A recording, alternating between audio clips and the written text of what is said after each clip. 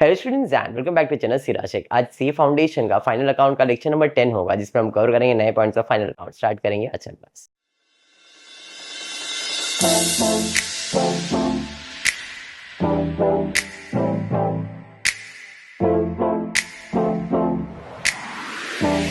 आज last lecture रहेगा जन की फाइनल अकाउंट का, ठीक है।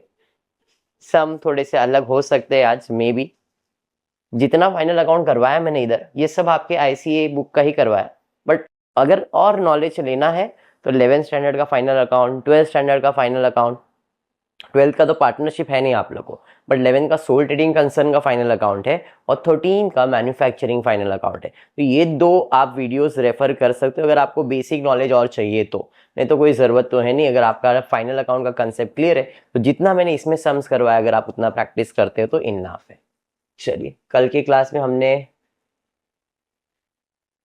सेन गुप्ता, थापर, ये सब चीज़ हो गया है, बहुत पहले ही हुआ था, बराबर ना। ये गावस्कर भी हो गया था, ये कल हमने किया था जहाँ तक मुझे ध्यान में। ये भी हो गया था क्या? ये भी हो गया था, ये भी हो गया था, ये नया है। तो ये पिछला क्लास में ये वाला सम किए थे क्या अपन? यस यस यस, ये किया था ना। हाँ, okay.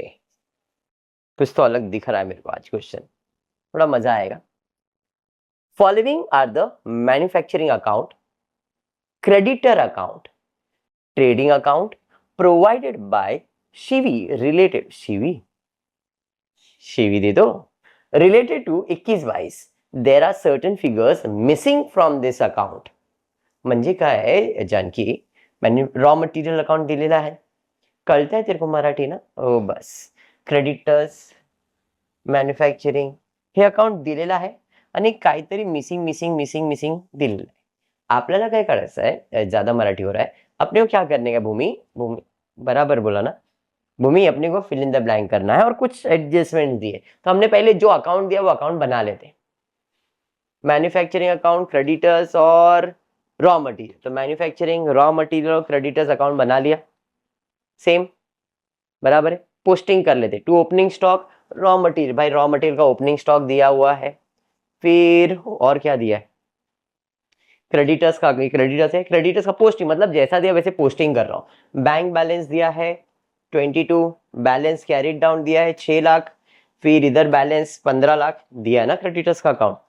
Opening balance, closing balance जैसा दिया सब दिया था। मैन्युफैक्चरिंग के अंदर वेजेस का अमाउंट दिया हुआ है, डेप्रिसिएशन का अमाउंट दिया हुआ है, डायरेक्ट एक्सपेंसेस का अमाउंट दिया है ना। फिर ट्रेडिंग अकाउंट का बैलेंस दिया हुआ है 17,94,000।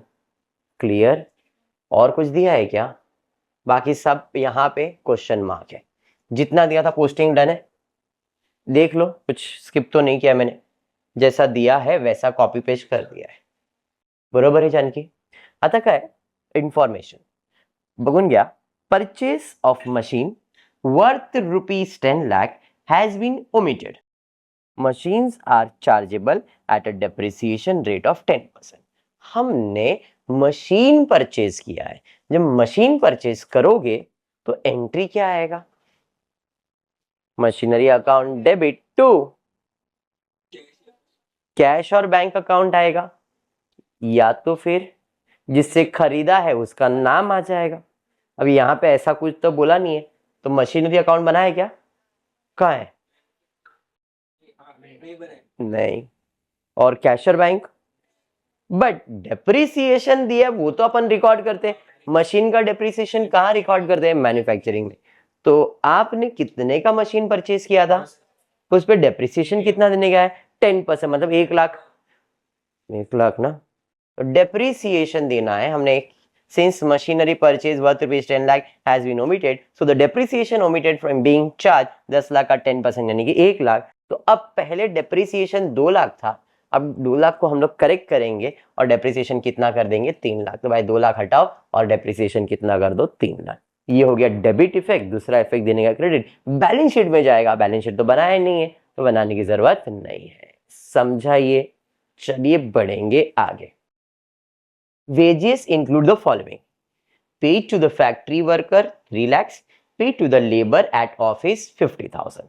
किसके ऊपर एडजस्टमेंट है? वेजेस।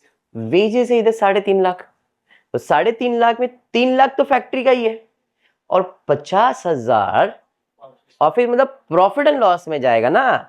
तो भैया तुम गलती कर दिए हो, यहाँ पे 3.5 लाख लिख के भाई यही सब चीज लिखा है, तो हटाओ 3.5 लाख रुपए को, हटा दिए। अब कितना दिखाओगे इधर, और 50,000 कहाँ दिखाओगे? प्रॉफिट एंड, यही वर्किंग यहाँ पे लिख के दिया है। समझ में आया? सर ये हमको क्यों भरा? अरे आप सीए बनने वाले हो, सी का काम क्या होता है भाई? यही है, क्योंकि बाकी अकाउंटेंट तो सब अकाउंट लिख के देगा ही ना, हमारा काम है ये सब चीज को ढूंढना। समझ में आ रहा है? आपको ये समझना चाहिए लॉजिक। ओके, चलिए बढ़ेंगे आगे आगे आगे आगे। लेबर का इफेक्ट, डायरेक्ट एक्सपेंस इंक्लूड, कहीं पे तो देखा था डायरेक्ट एक्सपेंसेस, क्या बोल रहा है? Direct expenses include the following, electricity charges 80,000 of which 30% pertain to the office. 80,000 में से 30% ऑफिस का ही है खाली। फिर फ्यूल चार्जेस है 20,000, फ्रेट इनवर्ड है 35। जरा देखो टोटल करके 80 प्लस 20 1,35,000 होता है, और प्लस 20,000 होता है, कितना हो गया? 1,35,000 प्लस 20 1,35,000 1,55,000 1,55,000 के बारे में इंफॉर्मेशन दिया है, जिसमें से बोला है इलेक्ट्रिसिटी चार्जेस में 80,000 of which is 30% pertain to the office, तो 30% निकालना पड़ेगा, बाकी फैक्ट्री का ही रहेगा। 80 का 30% मतलब 24,000 निकालना पड़ेगा।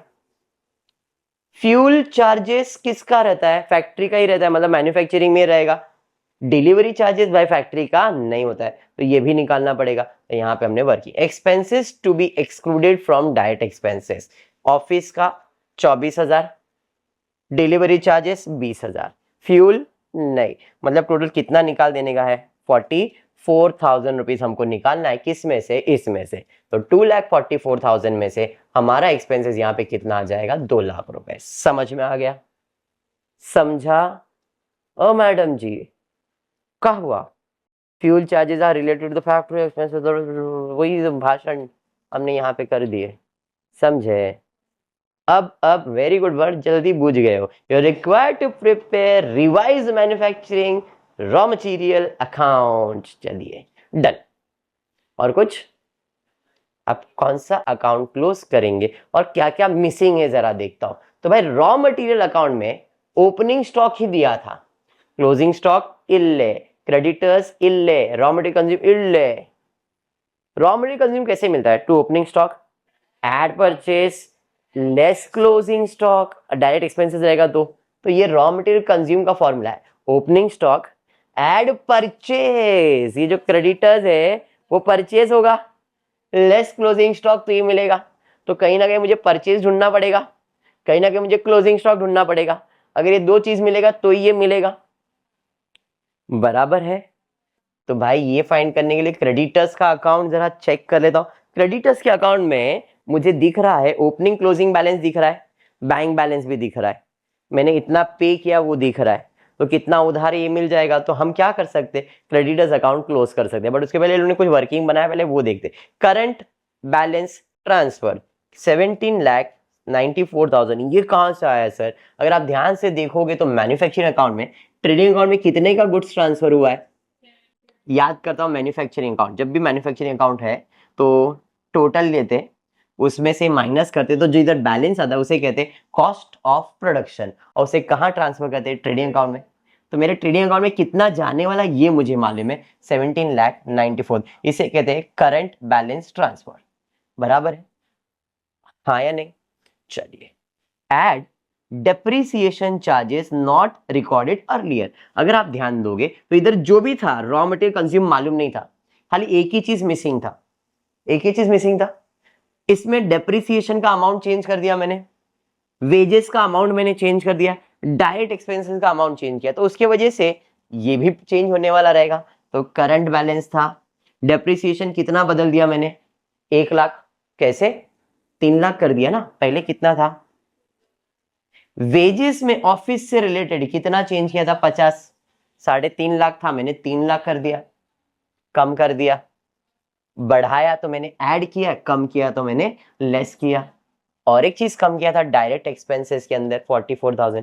तो इस हिसाब से अगर ये एक्सपेंसेस है, अगर ये एक्सपेंसेस मतलब ये सारे एक्सपेंसेस है, तो क्या मुझे ये वाला आंसर आएगा क्या?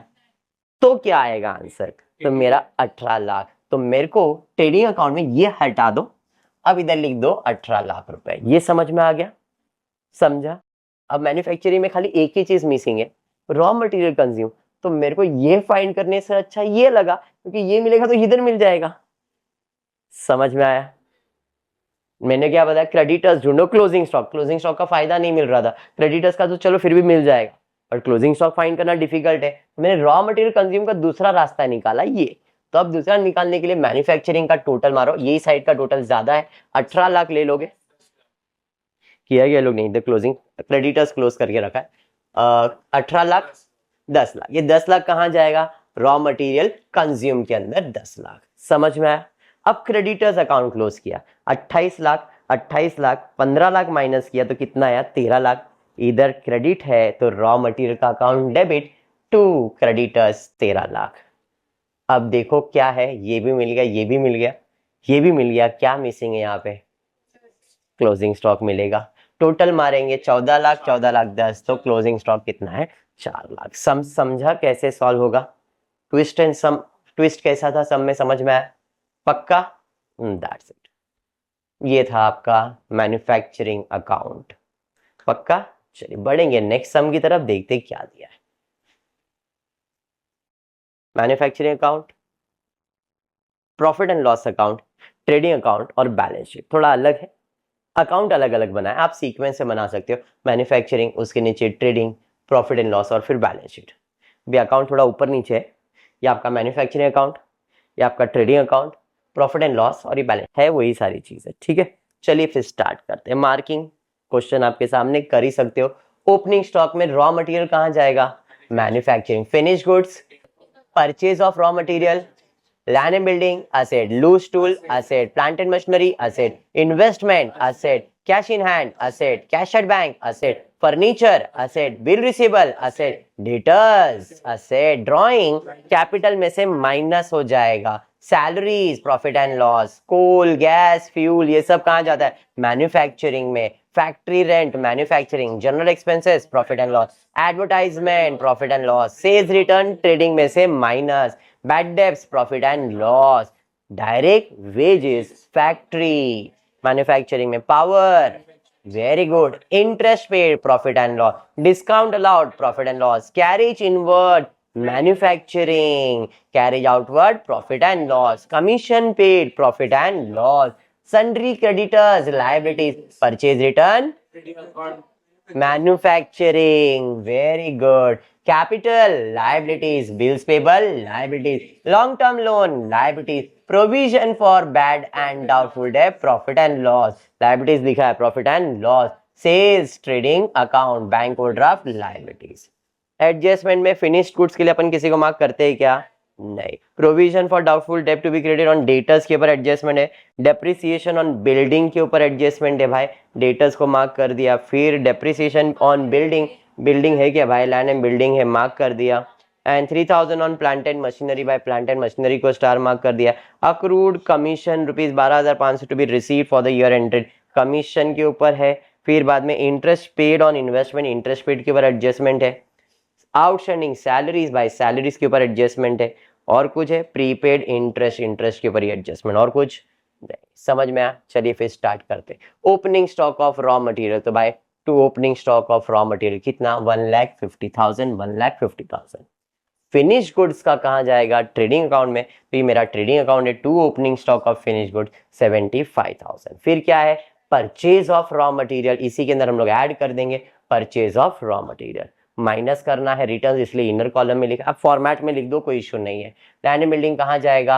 असेट साइड पे, inner column adjustment. Loose tool assets में जाएगा, प्लांट एंड मशीनरी असेट्स में जाएगा, इन्वेस्टमेंट ये भी असेट में आ जाएगा, cash in hand asset, cash at bank asset, furniture ये भी आपका असेट्स है, बिल रिसीवेबल ये भी आपका असेट है, सन्ड्री डेटर्स इनर कॉलम में एडजस्टमेंट है, ड्रॉइंग कैपिटल में से माइनस होगा, बराबर है। फिर क्या है? सैलरीज प्रॉफिट एंड लॉस, तो ये मेरा प्रॉफिट एंड लॉस है, सैलरीज इनर कॉलम में। फिर क्या है? कोल गैस फ्यूल ये सब मैन्युफैक्चरिंग एक्सपेंसेस है, तो coal gas fuel manufacturing expense है। फैक्ट्री रेंट एंड टैक्सेस आ गया, जनरल एक्सपेंसेस कहाँ जाएगा, प्रॉफिट एंड लॉस में जाएगा, general expenses profit and loss में जाएगा। आगे बढ़ते उसके बाद क्या है, जनरल एक्सपेंसेस के बाद general expense, advertisement profit and loss, sales return sales में से माइनस होगा, bad debts profit and loss में जाएगा। समझ में, to bad debts add further bad debts add new RDD less old RDD, ठीक है क्या। तो बैड डेब्ट्स कितना दिया है 4000, वहां पे ऐड लिखा है बट अपने को ऐड नहीं, टू बैड डेब्ट्स में ही जाने वाला है। उसके बाद डायरेक्ट वेजेस कहाँ जाएगा, फैक्ट्री के अंदर मतलब मैन्युफैक्चरिंग के अंदर, फिर पावर भाई मैन्युफैक्चरिंग में आ गया, फिर interest paid profit and loss में लिख दो इंटरेस्ट पेड, फिर उसके बाद discount allowed, discount allowed, carriage inward भाई मैन्युफैक्चरिंग के अंदर आ जाएगा कैरेज इनवर्ड, कैरेज आउटवर्ड कहाँ जाएगा, प्रॉफिट एंड लॉस, तो भाई carriage outward profit and loss में डाल दिया। फिर कमीशन पेड भाई एक्सपेंसेस है, कमीशन पेड, फिर क्रेडिटर्स कहाँ जाएगा, लाइबिलिटी साइड पे, भाई क्रेडिटर्स यहाँ पे लाइबिलिटी साइड पे, फिर purchase return trading account sorry manufacturing में यहाँ पे परचेज रिटर्न माइनस किया, कैपिटल अकाउंट में चले जाएगा, बिल्स पेबल लाइबिलिटी साइड पे जाएगा, long term loans and advances by provision for bad debts old RDD यहाँ पे माइनस करोगे, कितना 2000 माइनस होगा, क्रेडिट साइड पे दिया हुआ है 2000 माइनस होगा, ठीक है। नेक्स्ट उसके बाद क्या है, सेल्स ट्रेडिंग अकाउंट पे आ जाएगा, बैंक ओवरड्राफ्ट कहाँ जाएगा, लाइबिलिटी साइड पे। पोस्टिंग क्लियर है। अब adjustment, addition, stock of finish goods at the end of the year was 1 lakh, finish goods का स्टॉक का दो इफेक्ट कहाँ जाएगा, ट्रेडिंग अकाउंट पे क्रेडिट साइड, बैलेंस शीट पे asset side, closing stock 1 lakh. Next, a provision for doubtful debt is to be created at 5% on sundry debtors। अभी last में solve करते डेटर्स, देखो कितना है डेटर्स आपके बैलेंस शीट के अंदर, डेटर्स कितना है 40,000 है, इसका 5% कितना आएगा 2000, तो 2000 न्यू आरडीडी, तो यहाँ पे न्यू आरडीडी ये आपका 2000 न्यू आरडीडी, तो ये जो माइनस 2000 ये कौन सा है, पुराना, तो ऐड न्यू आरडीडी होता है ना, to bad debts add further bad debts less old RDD, तो ये वही है। समझा, ये एनिमेशन इसको मिला है बट एक्चुअल में इफेक्ट ये वाला है। डन है, चलिए बढ़ेंगे नेक्स्ट। उसके बाद क्या दिया था, depreciation on building ₹1000 and 3000 on plant and machine, depreciation on building, तो डेप्रिसिएशन 1000, बिल्डिंग का डेप्रिसिएशन कहाँ जाएगा, प्रॉफिट एंड लॉस, तो डेप्रिसिएशन ऑन बिल्डिंग आ गया।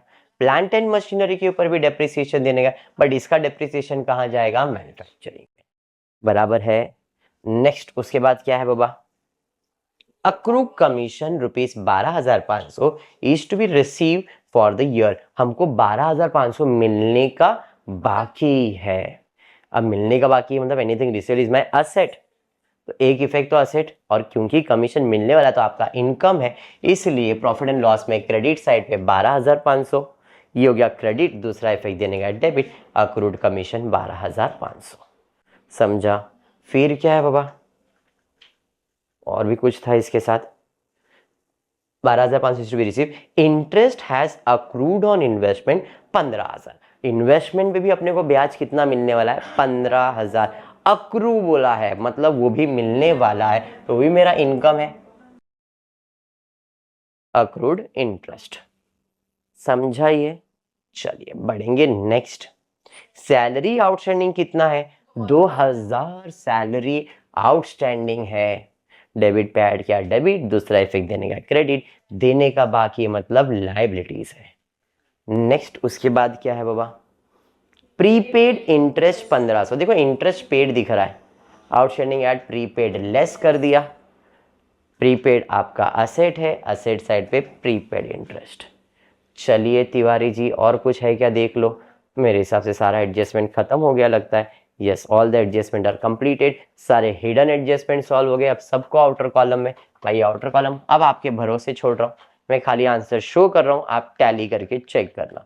कॉस्ट ऑफ मैन्युफैक्चरिंग यानी कॉस्ट ऑफ प्रोडक्शन, इधर से आओगे ट्रेडिंग अकाउंट के अंदर, ट्रेडिंग अकाउंट क्लोज करोगे, ग्रॉस प्रॉफिट जाएगा वहां पे, नेट प्रॉफिट आ रहा है क्वेश्चन में, नेट प्रॉफिट कहाँ जाएगा, कैपिटल में, और फिर आपका बैलेंस शीट क्या हो जाएगा।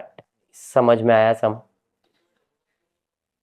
नहीं था, रॉ मटेरियल को सीधा फिनिश गुड्स में बना रहे हो लोग, WIP दिया नहीं है तो नहीं दिया है। और एक चीज नहीं दिया, closing stock of raw material भी कहाँ दिया है, तो फिर नहीं दिया, नहीं दिया। ठीक है, क्या समझ में आया? तो यहाँ पे फाइनल अकाउंट एंड मैन्युफैक्चरिंग खत्म कर रहा हूँ। इसके बाद से नया टॉपिक स्टार्ट करूंगा, मोस्टली बाय इन्वेंट्रीज चालू करूंगा, और इन्वेंट्रीज के बाद रेक्टिफिकेशन और फिर डेप्रिसिएशन। तो आपका मॉड्यूल 1 कंप्लीट हो जाएगा। चलिए आज के लिए इतना ही करेंगे। होपफुली वीडियो पसंद आया तो प्लीज़ वीडियो को लाइक कर देना, फ्रेंड्स ग्रुप में शेयर करना और चैनल को सब्सक्राइब करना। Thank you for watching the video.